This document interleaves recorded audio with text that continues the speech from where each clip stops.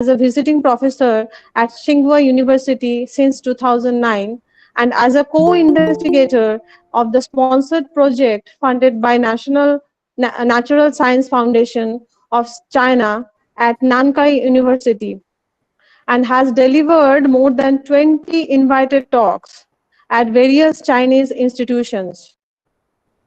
His academic collaborations or co-authors include academics from China, Poland, Norway, Canada, Serbia, Lithuania, and Turkey. His current research interests include optimization, soft computing, machine learning, and financial modeling. He has been doctoral dissertation advisor to 20 students as of now, and 6 students are working currently under his supervision.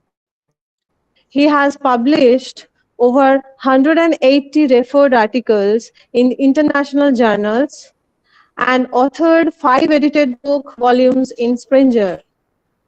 His articles have been cited more than 8,000 times on Google Scholar and have appeared in prestigious journals, including European Journal of Operational Research Interface, Computers and Operations Research, Annals of Operations Research, International Journal of Production Economics, Computers and Industrial Engineering, IEEE transactions on fuzzy systems, IEEE transactions on circuits and systems for video technology, IEEE transactions on intelligent transport systems, pattern recognition, information sciences, expert systems with applications, applied soft computing, fuzzy optimization and decision making, neural computing with applications, applied mathematics and computation, applied mathematical modeling, computers and mathematics with applications, and soft computing. He is serving as guest editors of IEEE Transaction on Fuzzy Systems, Sustainability and Mathematics journals. He served as head of the mathematics department at NIT Durgapur from July 2011 to June 2013.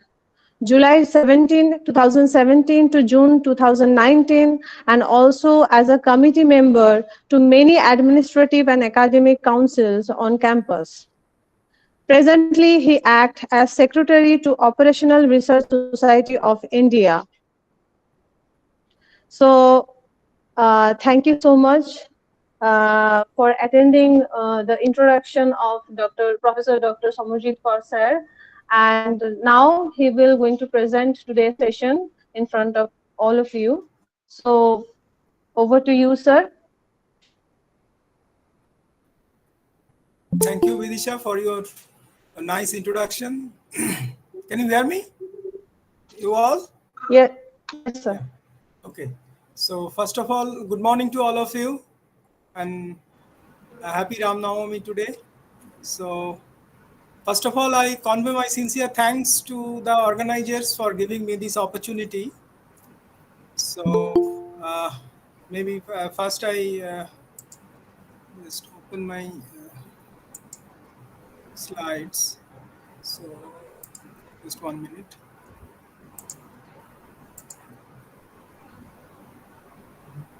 Is it visible now? Hello? Yes, sir. Yes, sir. It is there. So my today's topic is machine learning, mathematical foundation and challenges. So basically, I divided into this presentation into 2 parts. In the first, I gave you what are the basic foundation, mathematical foundation for machine learning, what are the key topics related to mathematics, which are the basics of machine learning. And in the second part, there are few challenges related to data and some algorithms and some mathematical concepts. So I just give you some time for those challenges. So, okay, so let me start with a basic introduction, because I think you may know the last month actually we celebrated the Pi Day, because being a mathematician, I just start with this small story, and then start my topic.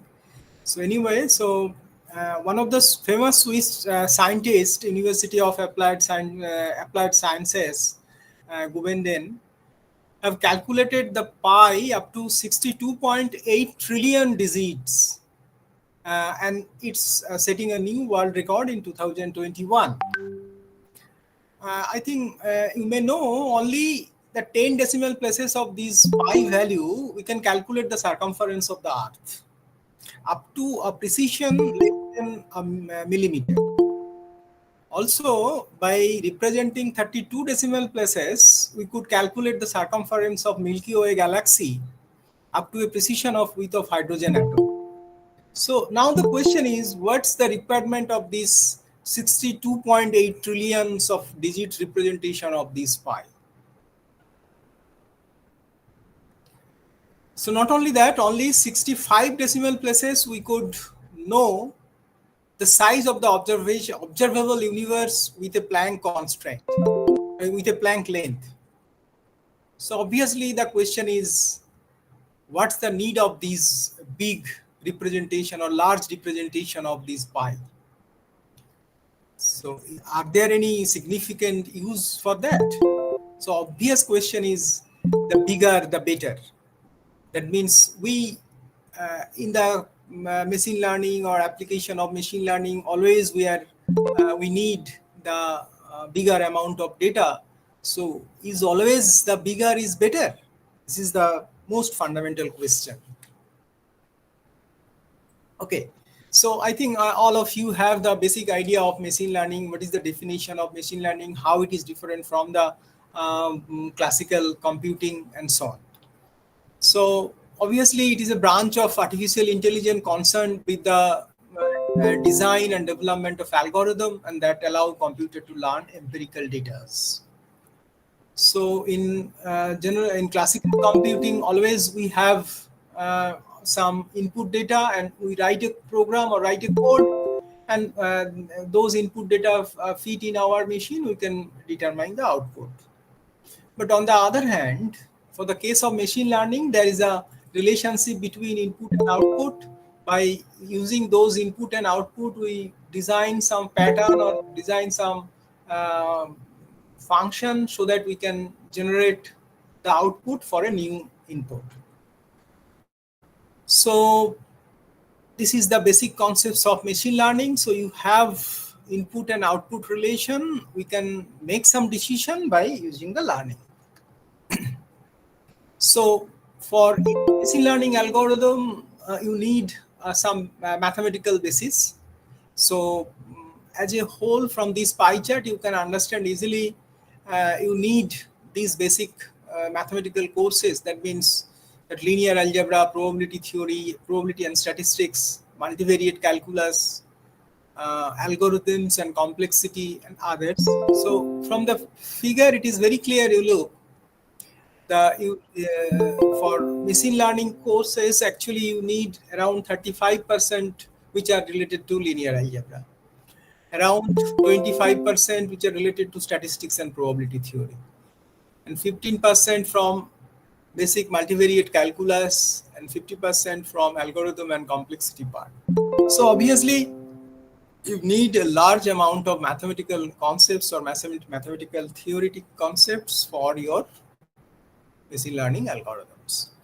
So as a whole, you know, this machine learning can be divided into three groups. One is the first is supervised learning, unsupervised learning, and reinforcement learning. So all of you may have the basic ideas of supervised learning.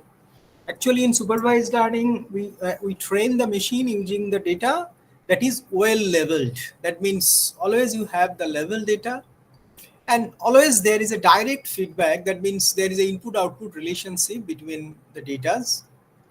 So from those input-output relationship, we make a pattern, or maybe we can learn the machine, and finally we predict the outcome for the future. So in general, the supervised learning classification is basically used for classification, and that is basically into two different categories. One Sir, is sir, I'm interrupting you. Sir, actually the slides are not moving. Is This it? is the first slide we are seeing. Oh, what's the problem? Now Just it's okay, sir. no, it is actually full screen mode. It is not moving. No, not it is not in full screen mode, sir. It is now. It is in full screen mode. You look. Is the slides changing? Is there? No, sir. Oh. So what to do?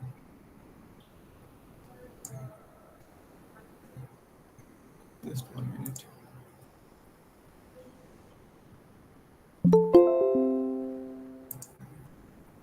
So now it is okay. Is it that Yes, it is moving, sir. changes? Okay, okay. Yes, it is changing.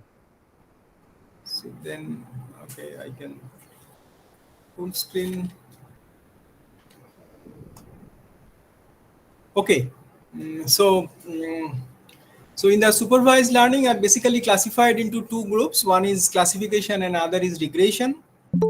So a classification problem when the output variable is basically a categorical variable, and that means it's a the output set is discrete. On the other hand, in the regression problem, when the output variable is basically a real variable, that means it's a continuous variable.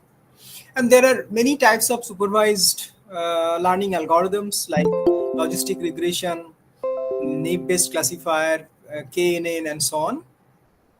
There are many advantages and disadvantages of supervised and unsupervised learning.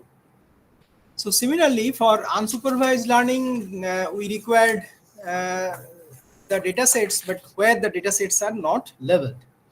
So that means here the information is neither classified or not labeled, and here we are designing some algorithm which is act on that information without any guidance. So that means there is no feedback, and obviously here the main target is to find the hidden structure of the data, and by which we can classify or cluster those data into different groups.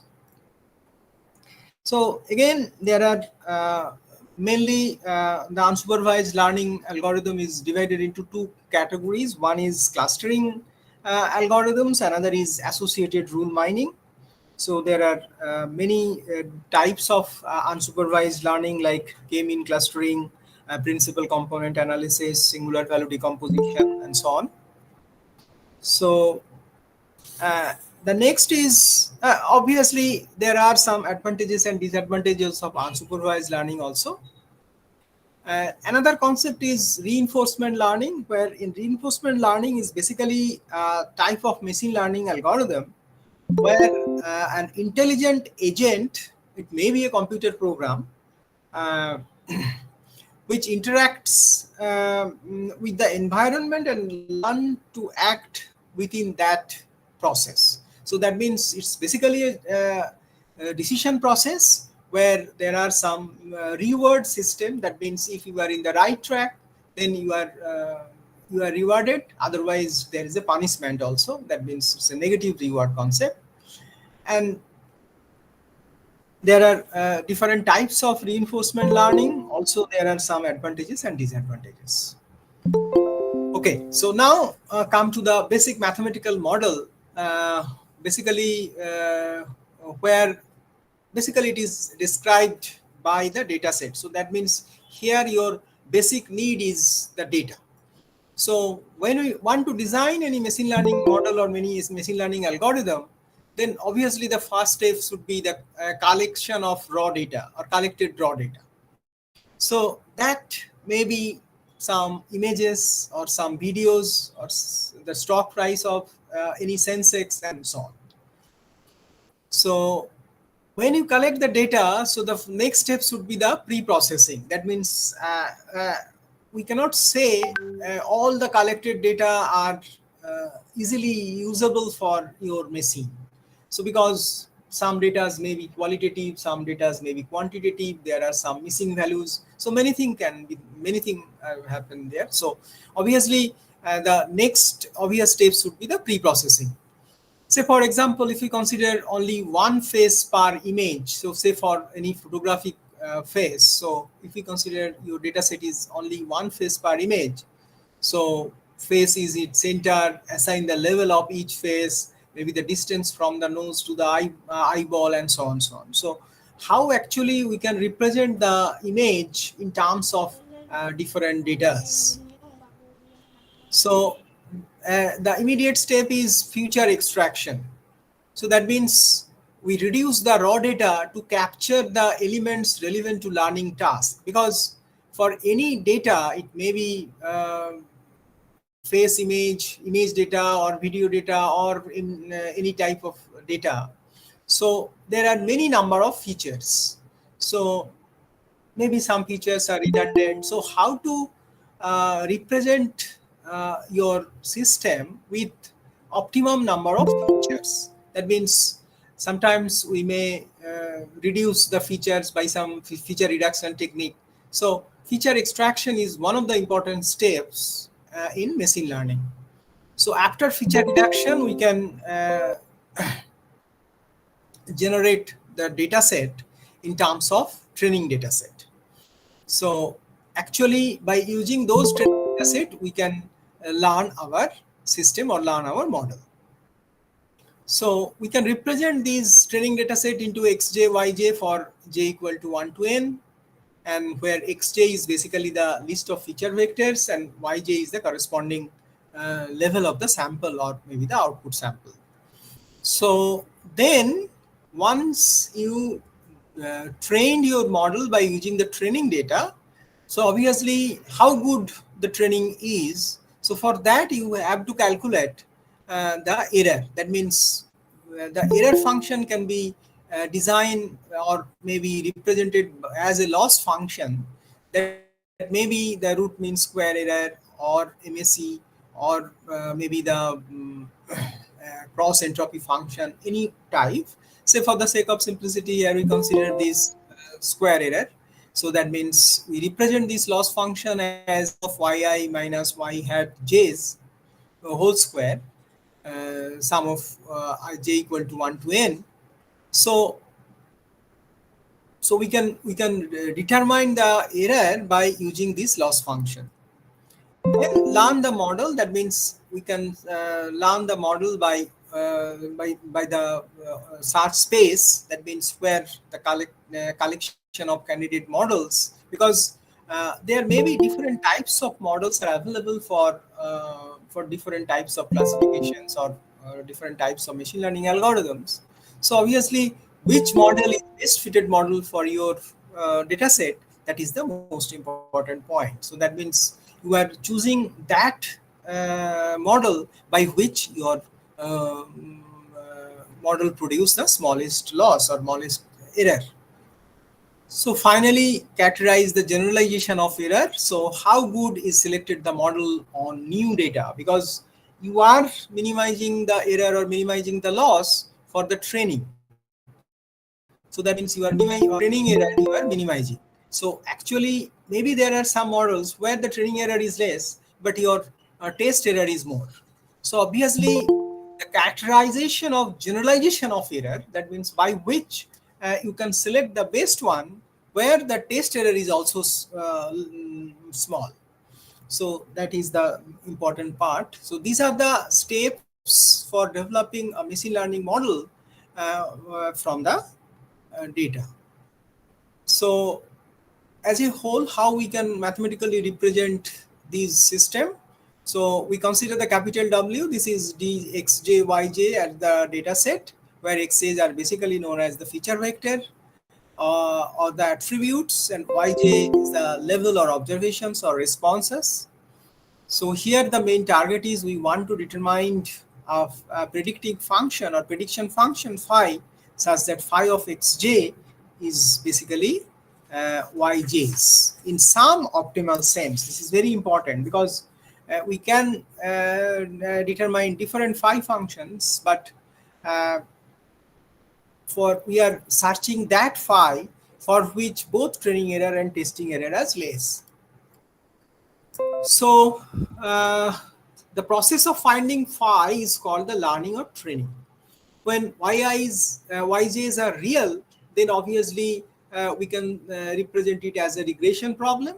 And when the yi's are discrete or maybe represented as a finite set, then obviously it is a classification problem. So if m equal to 2 particular case, we may say it is a binary classification. On the other hand, if this m is null, that means there is no level. So in that case, it is basically an unsupervised concept. So obviously we can go for the clustering. So for data cleaning purpose, so if we assume, so initially if we assume say all data are clean and suitable for optimization, so then obviously there are some noises maybe in the xij's, yij's, some xij, yij could be missing, so that means there are some missing values, or sometimes the data maybe comes or arrived from in streaming fashion. That means we must train or we must learn the system or train the function phi through online. So that means phi, this function phi may be very robust. So if we can predict or supervised, then obviously the data sets, if data sets are level, then obviously we can go for some supervised concepts. On the other hand, we may go for the unsupervised case. So conceptually, phi is used to make the prediction about the future data items, and we can level by using that level of y. So, but it could also be used for feature selection, where one has to learn what small fraction of x's is reliable to predict the y's. So conceptually, we can represent the phi as a parameterized vector. So that means phi is function of w. So where w is basically the parameter.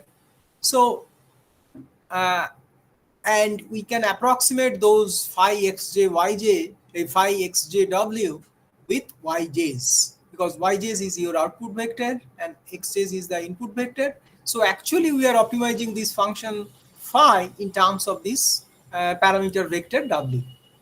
So that means we are designing a loss function L, which is function of xj, yj and w. Obviously your xj, yj's are known. So we are optimizing or minimizing this loss function with respect to this parameter w. Say, for example, if we consider some linear model, you just look.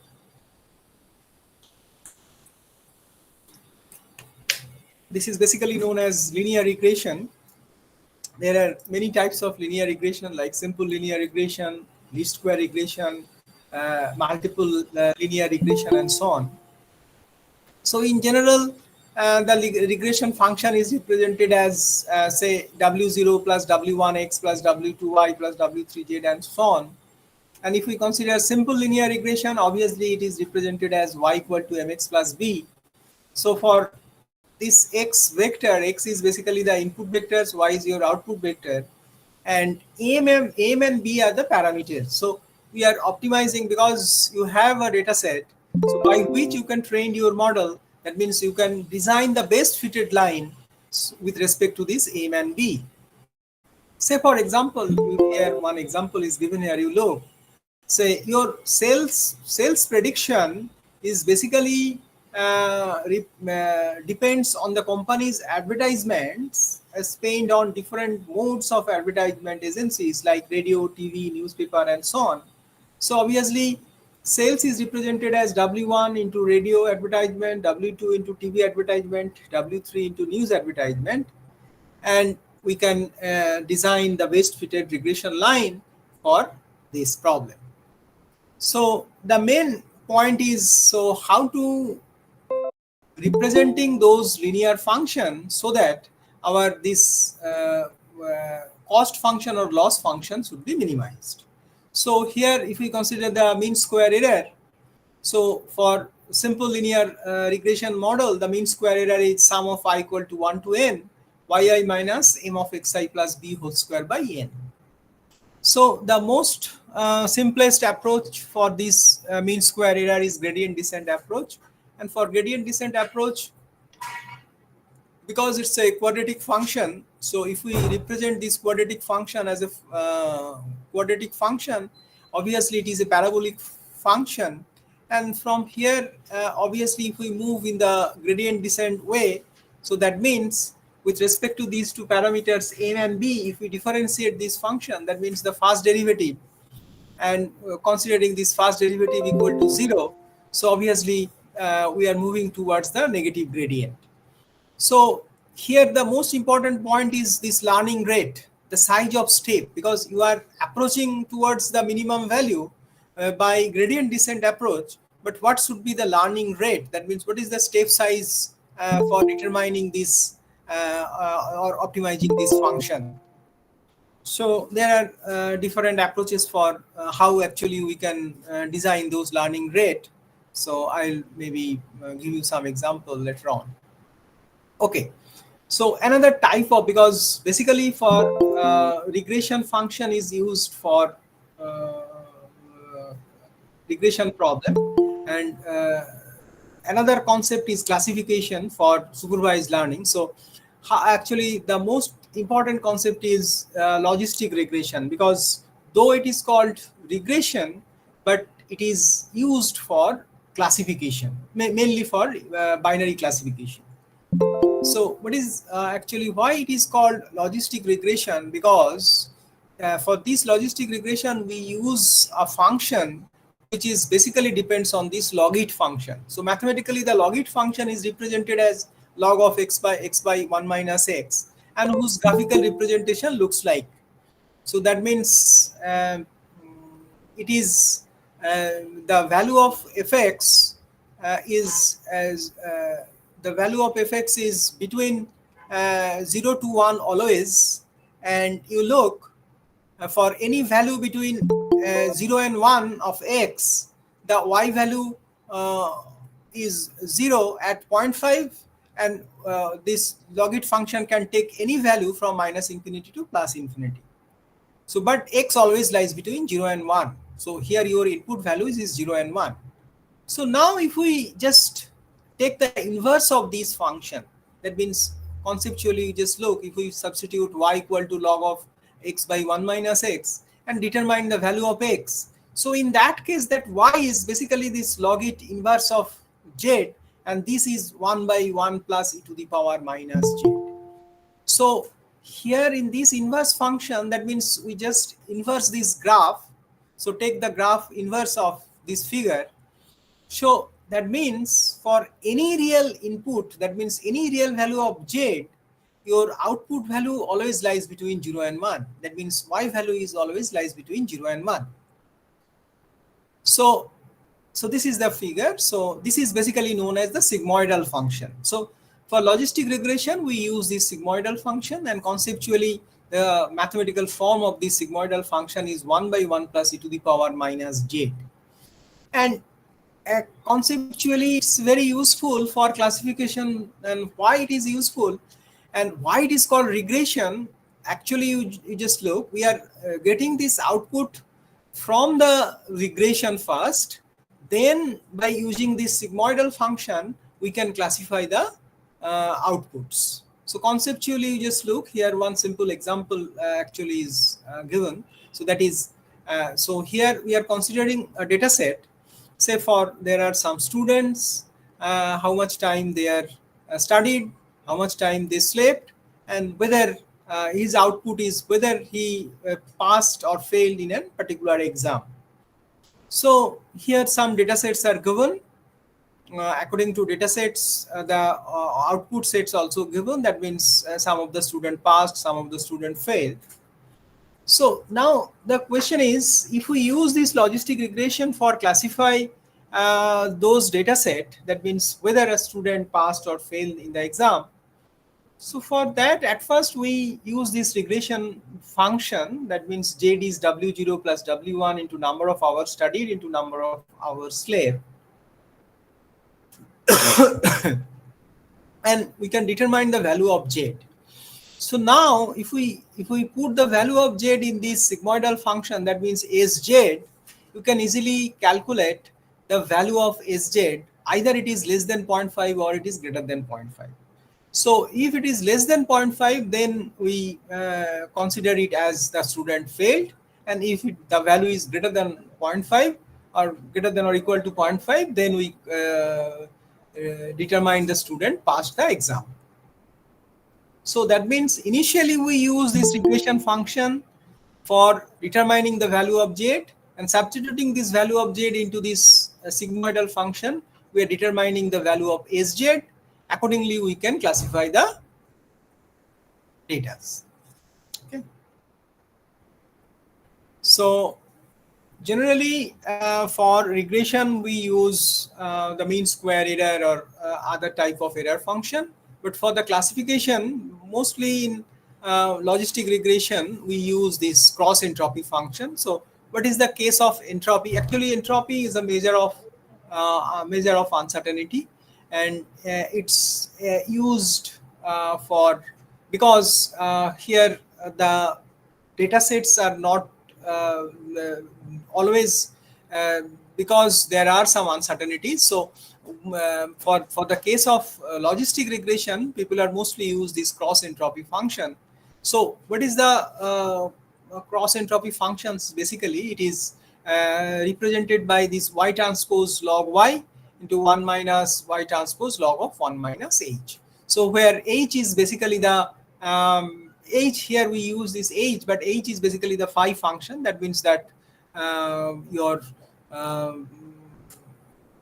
this approximate function, that means by which we can approximate the or design the model basically. So that means here the entropy function is represented by y transpose log h minus 1 minus y transpose log of 1 minus h. So basically h is approximating the function y. So conceptually, you just look this function in design in such a way that why actually this cross entropy function is important. This function is designed in such a way that if the value of y is 1 and you are predicting zeros, you are penalized heavily. On the other case, that means your j value is representing close to 0, but your actual prediction is y. So in that case, you are penalized heavily. So that means if your predicted value and your actual output is in the same direction, then only this entropy function gives you a good result. So that is the concept. So that means the people have designed this function in such a way that if your function, that means your h function predicting close to 0, that means in another class, and your y function predicting in the first class 1, so obviously there is a huge penalty. So that means you are penalizing heavily. So that's why this function is very important for classification problem. Okay, so another concept. So once you determining your training error and test error, so actually how you are generating the best fitted model for your problem. So obviously when you are design your model with respect to some data set, so generally that data sets is divided into 3 categories. One is training set, another is test set, another is validation set. So basically, say for example, here we consider say 80% data for training, 10% for validation, and 10% for test data. So the percentage can obviously vary from various factors, but for such an example, here we consider your 80% for training sample, 10% for validation, and 10% for test. So first, by using the 80% data set, we train our model. And validation is basically the data that the model has not seen yet, but it is used for parameter tuning. So that means that data set is known to your model. The model is optimized based on the performance of this set. And the test set, that model has not seen the data. This data it not used any part of your computation. And finally, the performance matrix is reported on this data. That means by using some performance matrices, maybe by using some loss function or other things. So what should be your test error that you can determine. So in general, when we develop any machine learning model, obviously we can divide the dataset into trained, validation, and test. So the most important concept is underfitting and overfitting. So what is underfitting? Model is not able to obtain sufficiently low training error. So that means the main target when you want to design any machine learning model, the first target should be very less amount of training error. That means training error should be very less. So if your model is not fitted so well that the training error is less, so then the case of underfitting. So on the other hand, the overfitting, the gap between the training error and testing error. Maybe your training error is very low, but testing error is high. So that is the case of overfitting. But these two are always conflicting in nature. So if you have really very low training error, then there is a good chance you have the training error is more.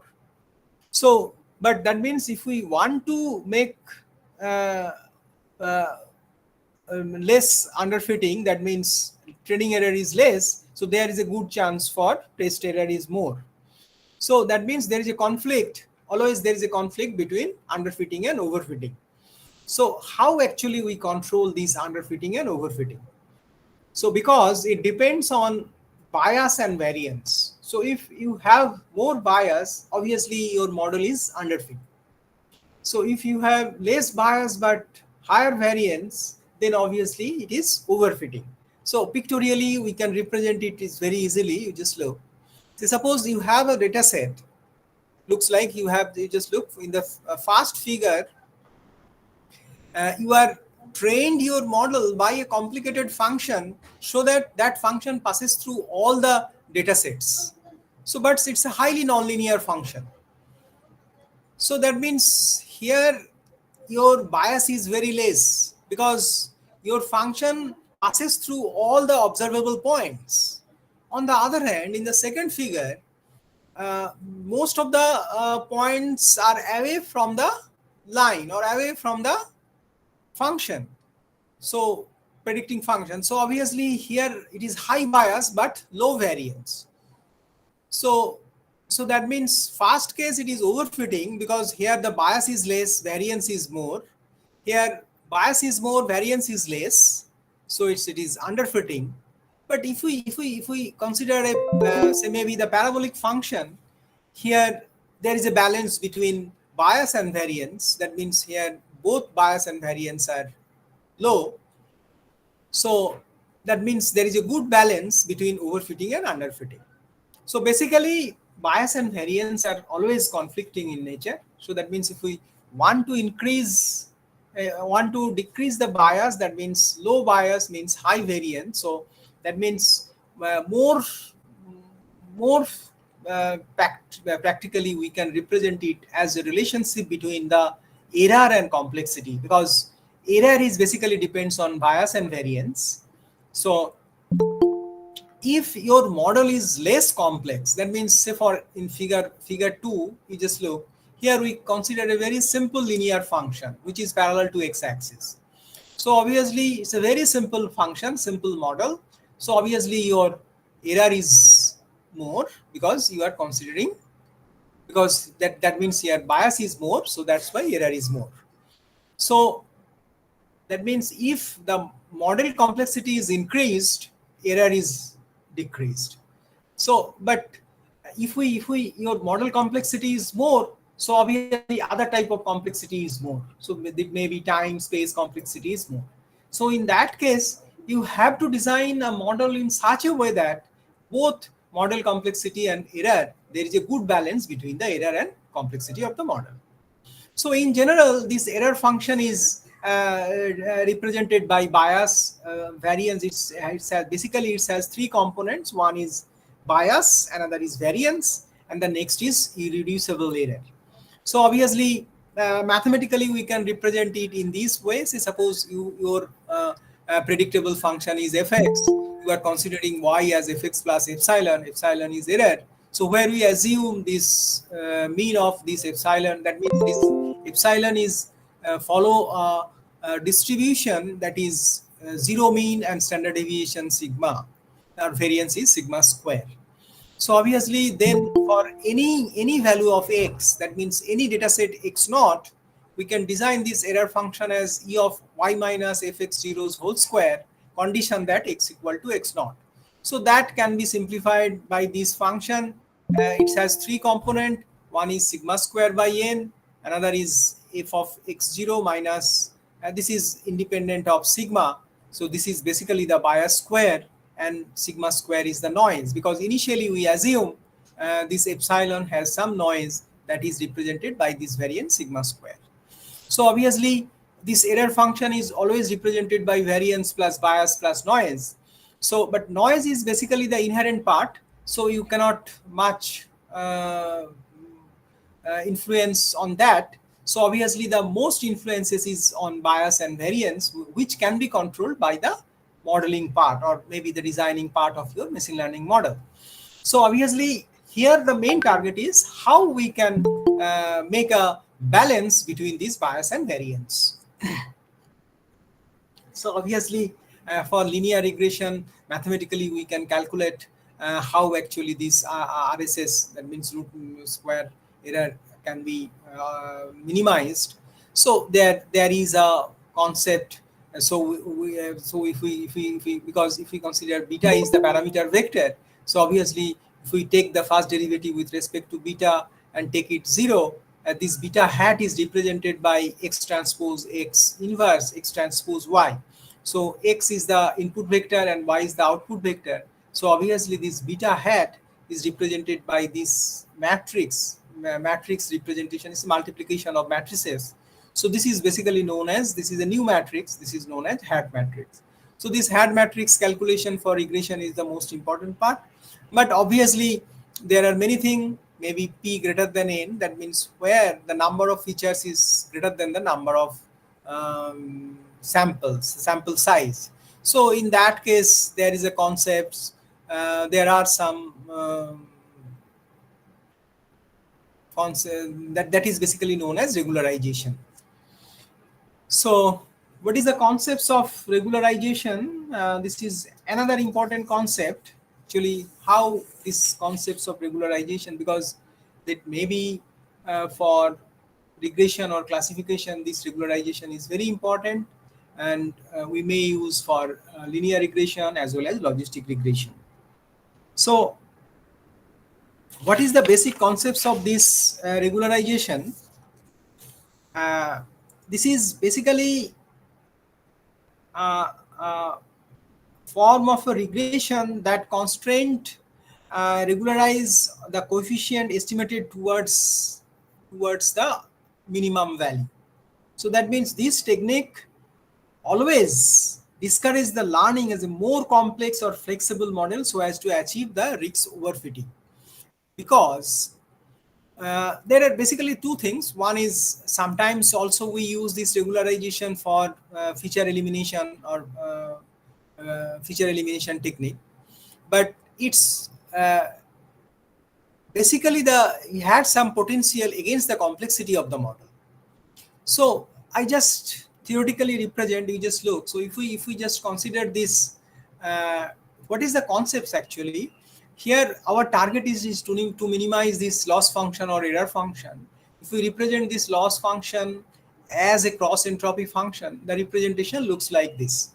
Say yi log of phi zj 1 minus yi log of 1 minus phi zj. But here we consider say penalty function. This is basically in optimization theory, it is called as penalty function. So we use this penalty function method, so which is basically the norm of this weight vector, norm square of this weight vector. If we consider, this is basically known as the Euclidean distance measure. On the other hand, if we consider this L1 regularization, here we consider the Minkowski's distance measure.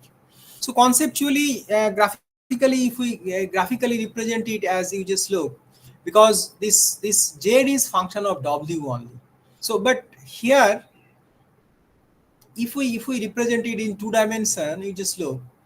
So for W, it may be W1 vector, and W vector is represented by W1 and W2.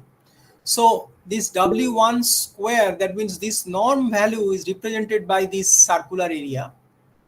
And for different value of Z, because this Z is your depends on your input vector, and Y is depend on the output vector. So for any particular of Xj, Yj, we are determining this elliptic path. So if we increase the value of these Xj's and Yj's, so obviously you can get a point. So that means that elliptic path touches this circle, and that is gives you your optimum W star. So because here the target is we are minimizing this JW. So that means that W star may be anywhere in this boundary of this circle. But on the other hand, if we consider this L1 regularization, so in that case, this elliptic path touches because it touches at a corner point of this square area. So that is the main concept. So obviously there are some advantages and disadvantages of this L2 regularization and L1 regularization. So obviously L2 regularization is computationally more efficient because it having the analytical solution. Computationally not that much efficient, this L1 regularization. And for L2 regularization, there is non-sparse output, but here it is sparse output. Why? Because you just look. So from the first figure, it is very clear.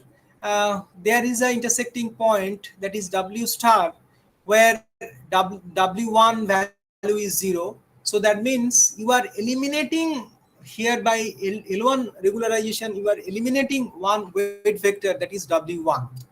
So that means feature elimination case. So when wish to eliminate the feature, so obviously L1 regularization works better, well fitted for that.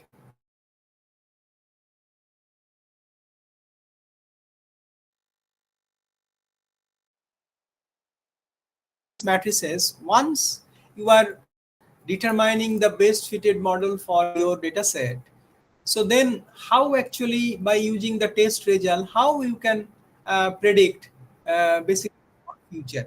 So for that, basically which one basically the best fitted model for your function or for your model. So obviously there are several performance matrices evaluate your classifier or your classification function.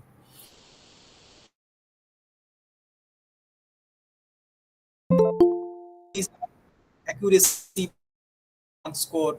So all are basically designed from these true positive, false negative, and true negative function. So obviously you can determine this true positive rate, true negative rate, false positive rate, and false negative rate, by which we can determine this accuracy, precision, and recall, and F1 score. Or F1 score is basically the harmonic function of precision and recall. So by some simple example, you can easily understand how actually we use this performance measure for predicting any model. So suppose here we are considering small data set from the this is basically the breast cancer data set. So here the data size is small, around 200 data sets are there. So here we consider 67% as the training data set and 33% as the test data set. And we use this linear regression, logistic regression model for classification. And here you just look for logistic regression. We can determine the prediction, precision, recall, F1 score, and support. So precision value is around 99% for both. There are two class, B for benign and M for malignant. So here F1 accuracy is 0.99, F1 recall also 99% accuracy is there. On the other hand, if we use this decision tree classifier by using the same data set, and here the accuracy, precision, recall is little less. So, and from the this confusion matrix, it is also very clear.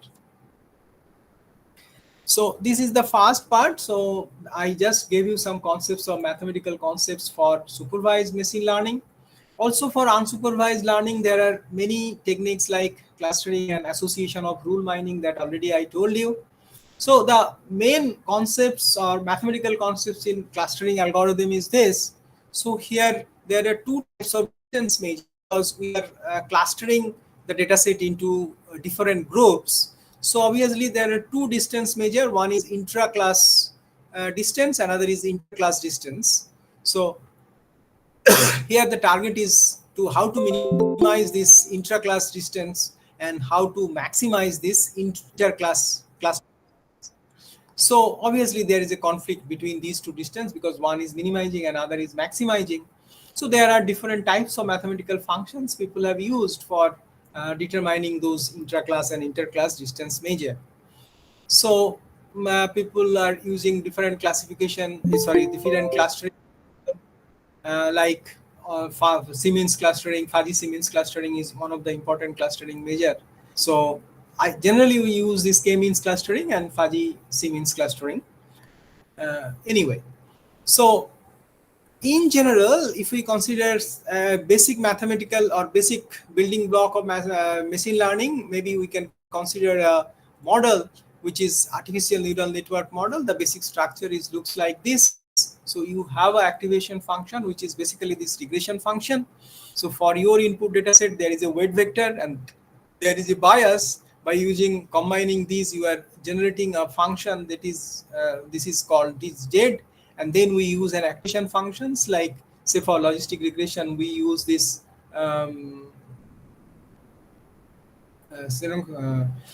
inverse logistic inverse logic function, sigmoidal function. So sigmoidal function is a very important type of activation function, and we can determine the output.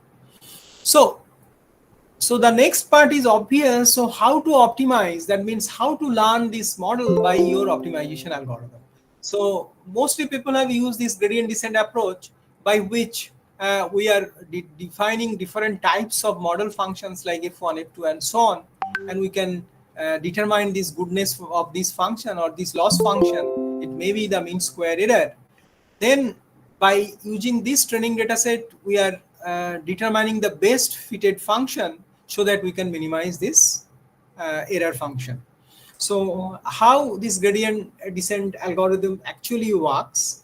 So say for example, your loss function is represented by L of W. So we are computing this DL dW with respect to initial weight vector W naught. So if this DL dW is negative, that means this gradient value is negative. So we are proceed towards the optimality. So that means we can increase W. If it is positive, that means you are in the reverse. So obviously you should decrease the W. This is a very simple concept. So negative here, the value is negative. So we proceed to the next point. So as a whole, if you have these two parameters, only W and B, so obviously with respect to your computational schemes would be like this. So del L del W and del L del B with respect to W naught and B naught. At first we can determine this W1 and B1, then again compute del L del W and del L del B with respect to W1 and B1, and then determine these W2 and B2 and so on. So as a whole, pictorially we can represent it in this way. So you are initially start from this initial point where you take this value of W and B and proceed towards the negative gradient, and slowly you can reach the optimum point. So that means in the gradient descent approach, your parameter set, say maybe W or theta, we are determining this argument of theta, minimum of L theta by this gradient descent approach, and we can proceed to the optimal. So conceptually or pictorially, we can represent it in this way. I just give these things. So, but one important point is this learning rate. So can we give the different parameters for different learning rate? So obviously, the obvious question is this. So set the learning rate parameters eta carefully. If the learning rate is too large, obviously there is a chance you can go outside the region. So that means the cost may not be decreased after each update. So that means initially decrease, then increase, then decrease. So that means there is a, you can swing between any 2 points. You will never reach at the optimum point. So obviously, if it is so small or so high, you are facing some problem. So that's why actually you can dynamically change this learning rate. So obviously, initially your learning rate is little high. Slowly you can decrease the learning rate. So people can use this concept. So say for Wt plus 1 is Wt minus eta W gt. That means this eta, this learning rate, it depends on W. So how actually we can determine this gt? Gt is basically the gradient part. So that means it is del C theta t by del W. And then we can determine this eta W by, this is basically eta by sum of this gradient square, sum of the gradient square. That means if the number of steps are increasing, so for the first step you consider eta by g0 square, then eta by g0 square plus g1 square, then eta by g0 square plus g1 square plus g2 square, and so on. So so obviously the slowly this eta W is decreasing. So initially your eta W is more, and then slowly you can decrease the learning rate. So as a whole, there are various representations. So that means when you are determining, you want to determine the model, so obviously there are various functional representation for your model. It may be linear regression, neural network, support vector machine, and so on. Similarly, there are different symbolic functions. We are using some graphical representation like decision tree, rules in propositional logic, rules in first order predicate logic, and so on.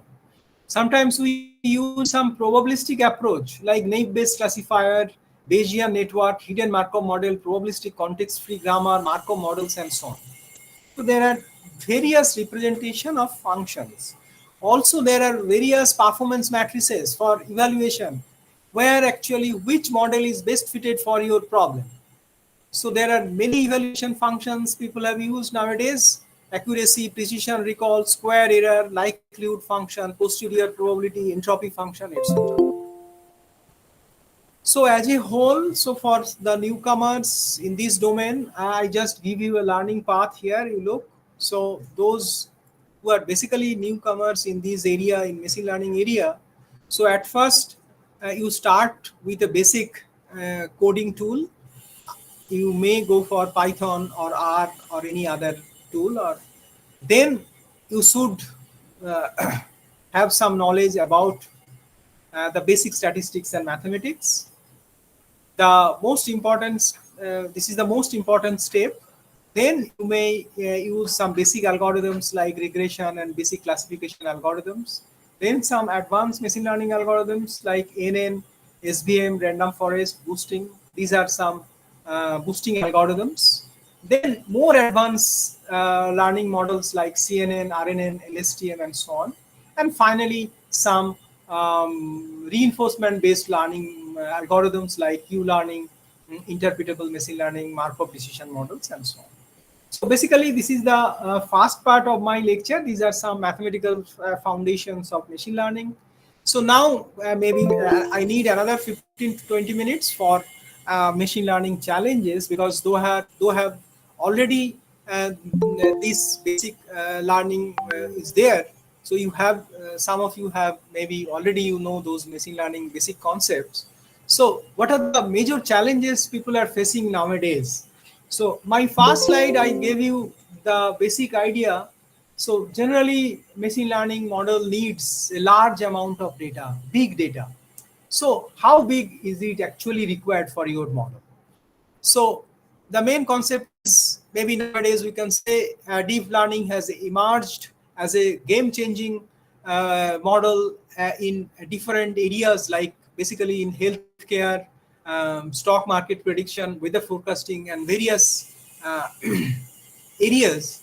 And they're offering tremendous potential to revolutionized diagnostic treatment for the patient also.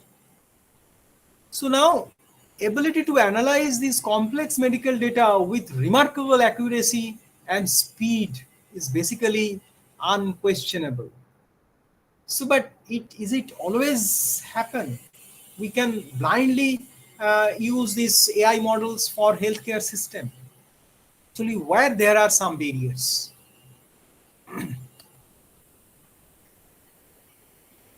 So one important concept is dark data. So dark data refers the massive amount of information that is generated and collected by organizations, including public agencies, but goes unused or unanalyzed. So there are many data sets which are still unused and unanalyzed. So according to IDC, International Data Corporation, 90% of the unstructured data are never analyzed. So basically we are collecting many data in many ways which are unanalyzed. Say for example, so if we want to take a picture, so always you click your mobile 10 times, 15 times, 20 times. Is there actually required for click 10 times or 20 times? You need only one picture, no? But always you click 10 times or 20 times. But most of the data are garbage now. So that is the main point. So these are the information assessed are being collected, rarely used, like recorded phone calls, customer reviews, customer compliances, and so on. So there are obvious questions. Are they good data or bad data? How digital waste is polluting our planet? This is the most important questions nowadays. Data pollution. These are the major challenges nowadays. So data hungriness. So obviously the principle of this data hungriness is garbage in and garbage out. These are basically the most application areas nowadays for machine learning algorithms. It's important to make sure your training data is made up of observations consisting of data points that are relevant to your target or not. So data cleaning refers to identify and corrections errors in the data. They may be negative impact to the predictive models. So obviously the bad data set that may be inconsistent schema, extraneous text, missing data, random information, contextual error, garbage values, many ways. Those are the bad in terms of those concepts. So one of the important quotation here, so all good data are always alike and each bad data set is bad in its own way. So obviously the major questions or most important question is how much data is required for your problem, your machine learning algorithm. So how does garbage data, garbage out, garbage in or garbage out apply in the large language models? So because these are the recent trends in large language models. So obvious questions, there are unavailability of actual medical data nowadays. Those are basically the benchmarking. So the idea of medical image dataset should have the metadata, the identifier and accurate volume of images by correctly annotate with the ground truth by the medical professionals. Actually, most of the machine learning models are used the synthetic data of this medical information. So that means you have a medical image, you are enhancing that the data set by different way, maybe tilting, shifting, many ways you can generate the new image and you can use that for your model. So manually annotating, that is the most important point. Manually annotating medical scenes is time consuming. So obviously from one image you are generating more images. So it takes time, as well as there are many errors also be there. So clinical experts typically provide only small data set. That is the major drawback of this system in medical system. So generally you are getting a very small amount of data sets. So sharing clinical data has become increasingly hard in the past years due to patient privacy laws. Because we just look, say maybe in your family you have COVID patient that time. So there are many information. So if I will ask you, so please give me the data for your patients. So maybe you give some part of the data, not whole, because as per the medical informations, you have to not published all the data. So that may be wrong for your so that is the most, because not always you are ready to give all information for your patient. So typically medical image data set rarely exceeds 500 to 1000 patients. So this is the maximum data set, not more than that. So obviously this data set, that means 500 to 1000 data set, this is not enough for your deep learning model. So if the data set is small, already I told you there are many things. So that means the major thing is overfitting and underfitting. So maybe your model, because you are using very small amount of data set, so from the figure I think it is clear to all of you. So you have some noises, you have some outlier. So actually how to handle this error? So people are generally used some well-known techniques like k-means or k-midioids. But you look, if we use this k-means, so uh, so in that case, maybe you are getting some points which is outside these data points, maybe in between these here. So on the other hand, if we determine these k-midioids of this data set, that maybe at one point that maybe in this noise data set. Obviously, if we use these k-means and k-midioids for this small amount of data set, so there is a error. So that is the major thing. So how to face those challenges for those outliers or noises and so on. So another concept, that is synthetic data. Synthetic data is an affordable or reliable solution for gaining access to the real world problem. So obviously sometimes it is time consuming or costly, or sometimes it may be impossible. So models, sometimes maybe by using synthetic data you may get a very good result, but still there are many things. Sometimes it is very time consuming, sometimes it is very. So models trained on synthetic data can be more accurate than the other models exist nowadays. So which could be eliminated some privacy, copyright, ethical concern, and so on. So that is another challenge. So generative AI, this is one of the important area nowadays, area of research, is currently the spotlight with the release of ChatGPT, but it is already been making significant contribution to data and analytics through these type of synthetic data set. Now the obvious question is synthetic data is the future of machine learning? So another thing, bias and fairness. So that already I told you. So how to handle those bias, because there are many types of biases. So this bias may be with respect to the data, with respect to your modeling, with respect to the human review. So many ways these bias maybe come into your model. So data type of bias like historical bias, representation bias, measurement, temporal, omitted bias, maybe the human bias. Sometimes maybe due to the sexual concepts, maybe there are some bias. Say suppose you are getting a good doctor, lady doctor. Sometimes you get a good lady driver, but human are not like that lady doctor or not lady driver. Sometimes it may be due to um, some reason. So this type of bias may be there. So how to handle this type of bias for your model? So again, another concept that already I told you, feature selection or feature engineering. Choosing relevant feature. Sometimes you have a very wide data. Many features are there, because most of the medical data sets, the feature, there is a very wide data. That means the number of features is more. So, but it is very difficult to handle that large amount of feature.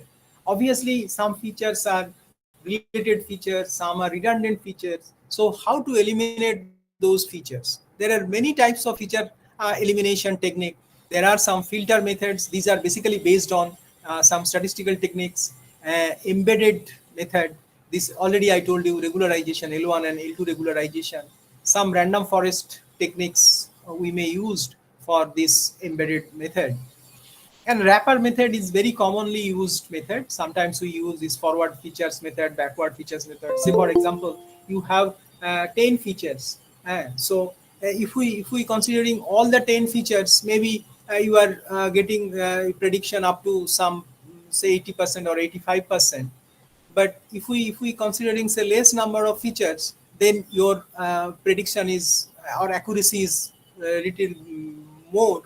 uh, so that means which number of features is give you the optimum result.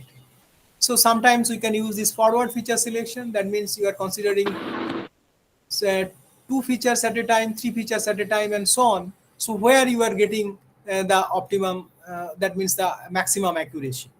On the other hand, for backward features, you are considering 9 at a time, 8 at a time, and so on. So that means you are in backward way. So initially you consider 9 at a time, then 8 at a time. That means 10C 9 ways, 10C 8 ways, 10C 7 ways. That means those number of features you considered and get where the accuracy is maximum. So obviously there are many feature selection methods. So which feature selection methods you use, and which is the best fitted feature selection technique for your model, that you have to understand. So another concept, this imbalanced data, that is also one of the important thing. So suppose you have you want to classifying 2 data sets, say maybe cat and dog. So but in your input data set there is a imbalancing. That means you have 80% data for cat and 20% data for dog. So from these data sets you are determining. So how to choose that sample? So obviously that for that sampling you require this oversampling, because from these small number of data sets you are considering the similar amounts. That means 80% of these data set you consider for level 0, and 20% of these data set considered for level 1. So to balance between these two imbalancing data. So this data imbalancing is one of the important factor for machine learning model. How to actually balance these by using this. Oversampling is also one of the important example. There are many other ways you can considering this, like this data augmentation, minimizing effortomy, imbalancing using robust method, feature engineering, higher weightage, higher priority, and so on. So similarly, hyperparameter tuning. So already I told you there are some parameters, like these weight vectors are the model parameter. So there are 2 things. One is model parameter, another is hyperparameter. This hyperparameter tuning also one of the important factor for machine learning models. So this performance depends upon the right combination of hyperparameters. So what are the hyperparameters actually? So parameters are basically the weights of the optimization model. That means we are optimizing the loss function with some weights. And what are the hyperparameters? Maybe if we use a neural network model, so obviously the number of layers, number of neurons, learning rate, these are the hyperparameters. That means those parameters which are associated with your algorithm, and parameters which are associated with your model. So these are called model parameters, these are called hyperparameters. So hyperparameter tuning is one of the important concepts in machine learning modeling. So obviously, say you are considering, say, for these 3 features, that means these 3 parameters, hyperparameters, like number of layers, number of neurons, learning rate.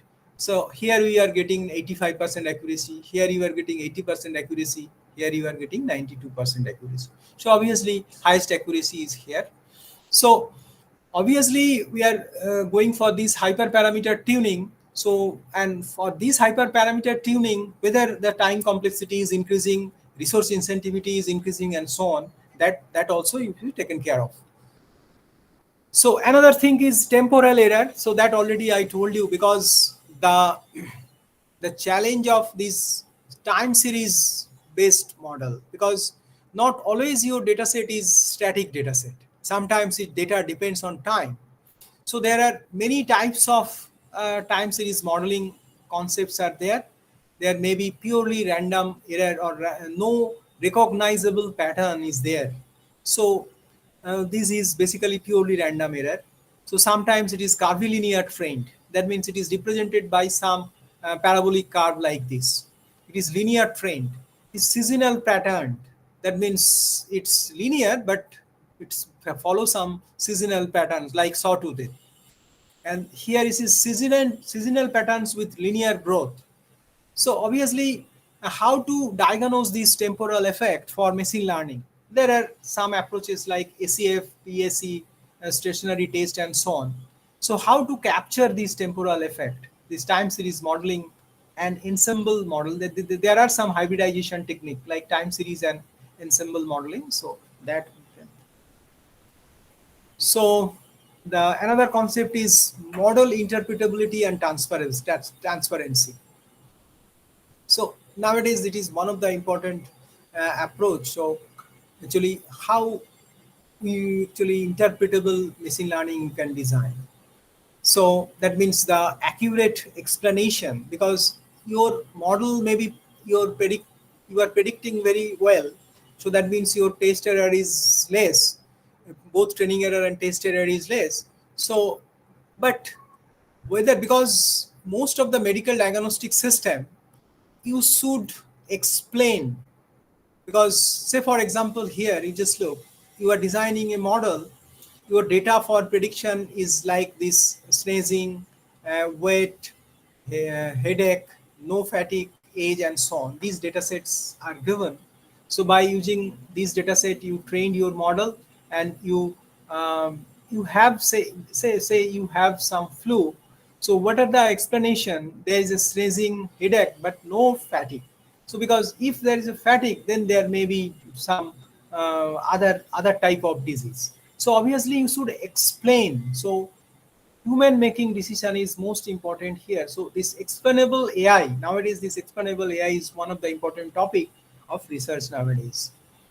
So obviously this is maybe the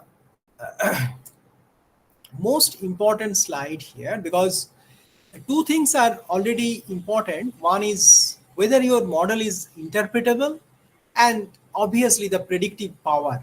So if model interpretability is increasing, so the predictive power is less, because you if we consider those simple classical models like simple classification rule based model, regression model, decision tree, these are most fundamental models, and some important mathematical theories are related with those models.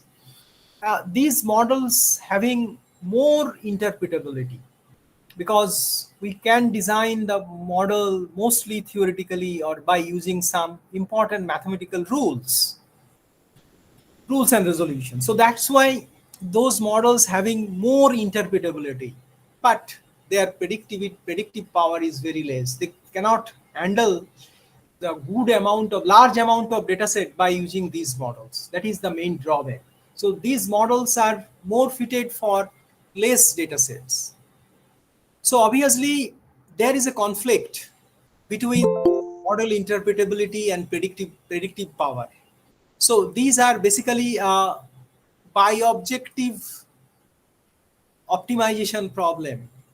So these are basically the Pareto front for these by objective model. So if we consider deep neural network, you just look, it has much more predictive power, but very less interpretability. So how to make a balance between these two? So that's why nowadays people are making some hybridization with these classical mathematical based model with deep learning models, so that may be more interpretable and more transparent than the basic models. So if we compare these things as scalability and efficiency, because if your data set is grows, so obviously your performance is increasing. So how? Actually, you just look, if you have the data set is small, maybe the data size is within 1000, your the basic machine learning models always better predictability than deep learning model. But if data amount or data size is large, obviously deep learning gives you much more better prediction than the actual classical machine learning models. So obviously the basic questions are how to train efficiently, correct inference, development issues, many latency issues. So many things, many questions are there. So that means how actually we can say the deep learning is better fitted for your data, or some classical machine learning model is better fitted for your model, and so on. So obviously these are the some important questions. So another concept is data augmentation related to problems. So that already I told you, because for synthetic data nowadays people are augment those data set. Maybe if we consider some medical image data, that maybe you people have used different geometric transformation as like translation, rotation and flipping, then stretching or sneezing, this is searing. Similarly, some elastic deformation, you can elastically deform these images, maybe contrast augmentation, color augmentation. So many ways we can augment the data set. So obviously, another important point, that is problem with transfer learning. So I think some of you may know this transfer learning is one of the important concept. So there are some advantages as well as some limitations for this transfer learning. So for transfer learning, basically people are considering three different phases. So initial phase, middle phase and deep phase. So we store the knowledge from the previous tasks, that means for task A, in the form of weights of the frozen layers called the pre-trained models. Because say I just give you one example. So you are trained your model by cat and dog. So but now you want to classify say lion and tiger. So obviously, with respect to some basic features, so all the four animals are four-legged animal, they have one tail, they have two eyes, and so on, so on. There are some basic features which are same. So that means you may have a pre-training model that is for classification of cat and dog, but you want to classify the lion and tiger. So for that, so initial phase, that may be related to some basic features like age, orientation, colors and so on. The middle features, this combination of edges, shapes and different parts. And finally the deep, so that means entire object, specific parts of the object, specific scenes and so on. So this is my final slide, because that is the more thrust on the machine learning research domain. So nowadays, actually this emission when the training the large language models, LLMs, because you just look in 2023's record, this carbon emission, that means CO2 in terms of tons. So this chat GPT-3, they actually produced maximum amount of this carbon emission. So similarly, this GOFR, OPT, different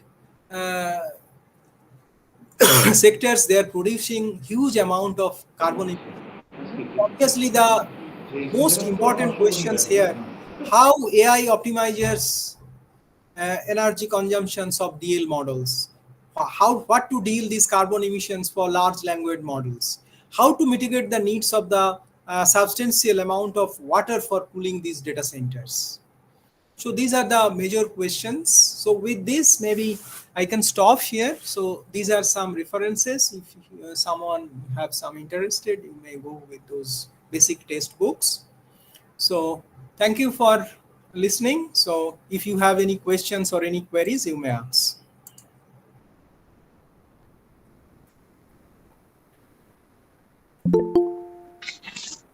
Thank you, sir. Thank you so much, Professor Dr. Samarjit Kaur, sir, for enriching us with your vast and broad knowledge areas on different mathematical models on regression, regularization in classification, clustering, different optimization algorithms in ML, major challenges in ML, different ML model designs to come over those challenges. I hope all the participants and dignitaries gathered here have accumulated a tiny drop of his great wisdom and huge areas of knowledge from Professor Dr. Shomajit Kaur sir. So I would request Thank you. all the participants to come forward with their questions. If they have any type of question, they can ask sir by unmuting themselves, or you can ask questions by writing in the comment box or the chat box, Google Meet chat box. Is there any other session today, ma'am? No, there was single session today. Okay. Tomorrow How there about- is 2 sessions. Okay. Thank you, ma'am. So any question, participants? Hello. Okay, I'll provide the email ID here in my slide. So someone have some queries, maybe they can directly mail me, and I will try to give the answers. Okay. Okay, sir. So Hello. Hello. Good afternoon, sir. Myself Indrit Pal. I have a question that Yeah. when we are working some particular paper, Mhm.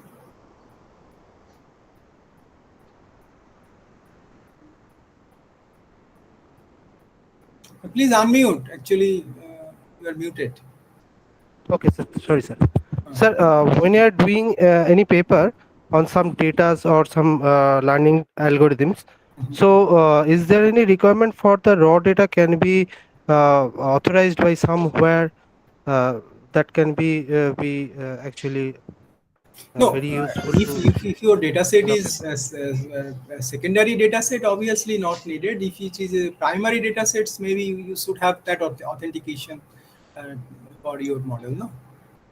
So, sir, can you get me the information of where we can authorize the data for the authorized person or authorized institute? Where can be done? No, there are several data link. I think that you can get. Some of the data link I will also provide, but maybe Kaggle is one of the important data information by which you can get some information of data from that. There are many other data information links are there. For secondary data, obviously for primary data you have to collect by yourself. No.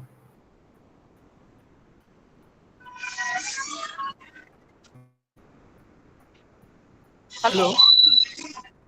Yes, sir. Yes, sir. Sorry. Thank you, sir. So, one more question is that if I collect my data myself by primary as the primary data, where will be the authorized person or institute that can be authorized by that No, data for for that, using? obviously, you go for some companies or some agencies, they can provide you. Okay, sir. Thank you, sir. Thank you. So I have a question that where to apply a machine learning algorithm? That question arises like people will ask that where to apply a machine learning algorithm. So do you have an answer about it? What is the suitability of applying the machine learning technology rather than creating algorithm for that? No, so there are many ways you can apply machine learning, because nowadays we are depends, most of the cases we are depends on AI. So that means there are many applications, because in medical domains also nowadays there are some remarkable robotic operations are there where we can directly use machine learning and AI.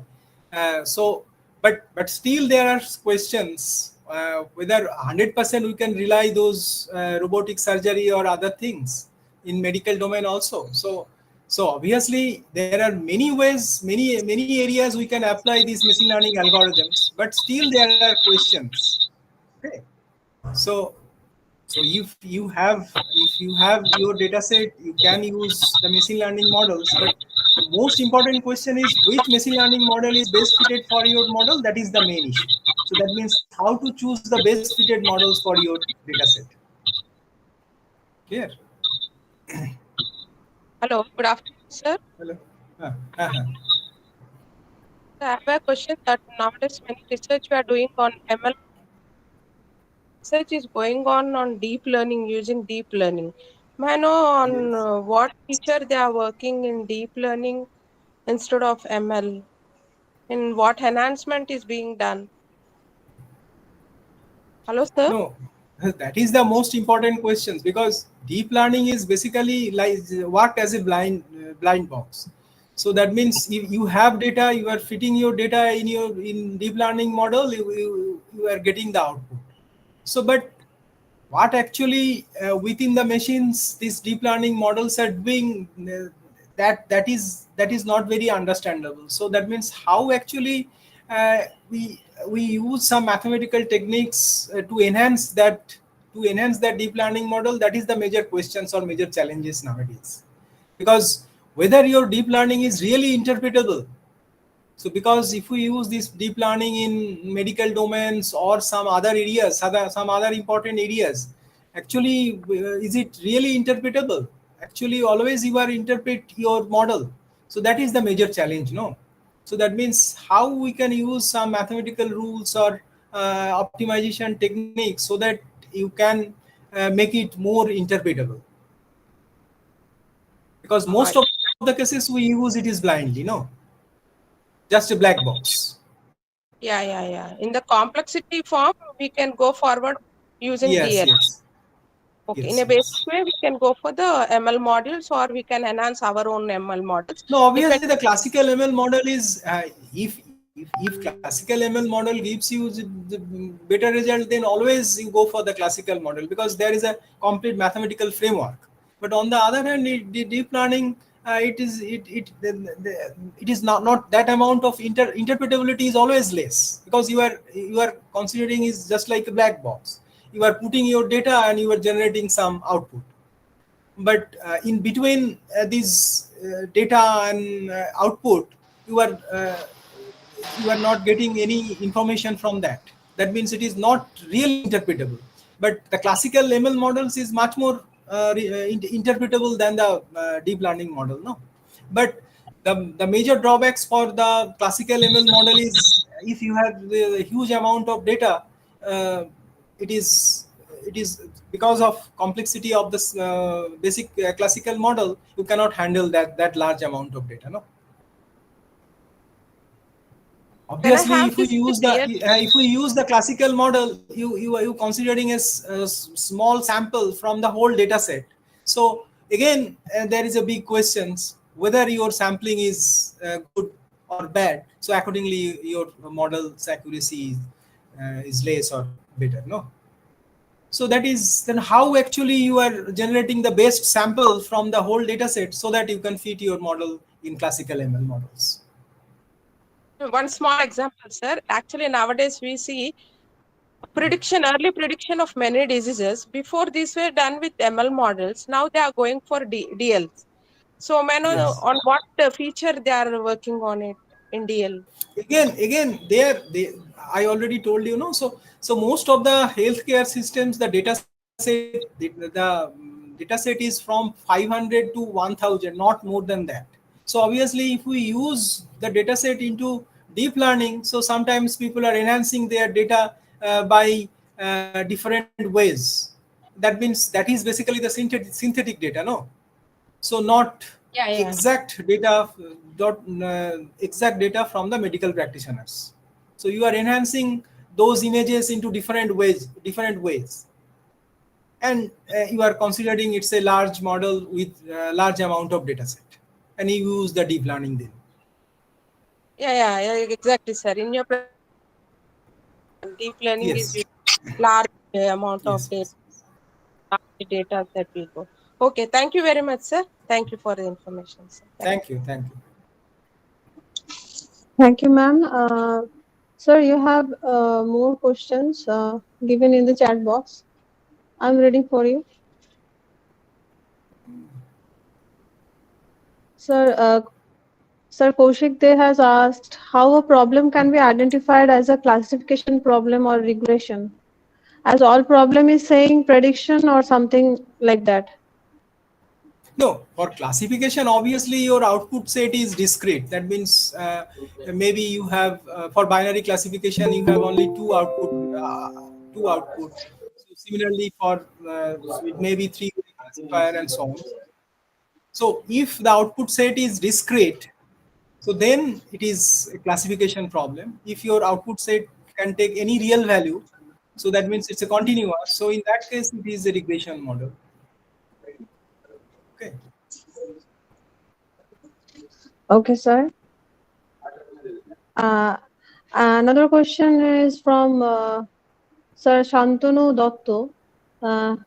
Is there any specific methods or analysis for validating the dark data legally, sometimes required by reputed doctors? I don't have that much of idea on that. Sorry, maybe I cannot give this answer because for the dark data set, I don't know how actually people are working. I have not that much amount of idea regarding this dark data set. Sorry. Okay. Any more questions? Participants? Okay. So once again, thank you, sir. Sir, Okay. Someone is there, sir. one question, ma'am. Yeah. Hello. Sir, Tell me.